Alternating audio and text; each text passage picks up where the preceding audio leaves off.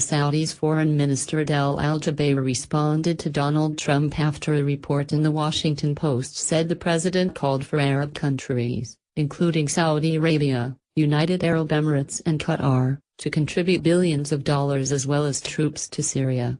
At a press conference, Jubeir said, "We are in discussions with the U.S. and have been since the beginning of the Syrian crisis, in 2011, about sending forces into Syria." Jubeir added the proposal to send its troops as part of a broader international coalition was not new, saying, "We made a proposal to the previous U.S. Obama administration that if the U.S. were to send forces, then Saudi Arabia would consider along with other countries sending forces as part of this contingent."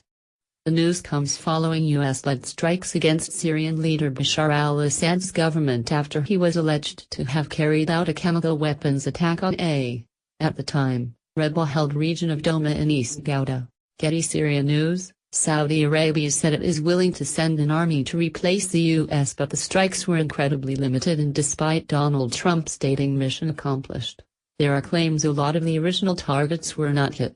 A great effort was made to ensure no Russian soldiers or units were targeted and there are even reports the U.S. was in close discussion with the Kremlin prior to the attack. Russia is an ally with not only Syria but also Iran, which also meant the Iranians, Hezbollah of Lebanon and the Syrian army were out of bounds, including heavy equipment and ammunition dumps. The Syrian war is highly contentious and sees Saudi Arabia backing mainly Sunni Muslim rebels against Shiite Iran and its Lebanese ally Hezbollah. Getty Syria News: Adel al-Jubeir responded to Donald Trump after a report in the Washington Post. Syria is also a country of mainly Alawite Muslims, unlike Saudi Arabia's fundamentalist Wahhabism, which is an ideology similar to that of Al-Qaeda and ISIS.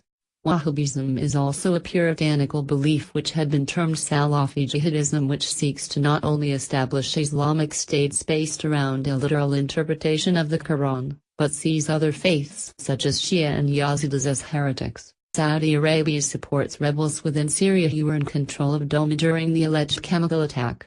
Both Iran and Saudi Arabia back opposing sides in other hotspots, including the aggressive war being waged by the Saudis against Yemen. Getty Syria News: The strikes were incredibly limited. The UK is also arming the kingdom by selling barrel bombs and other weapons which were heavily criticized when used by the Russians in the siege of Aleppo. Saudi Arabia has recently made a statement Israel has a right to exist.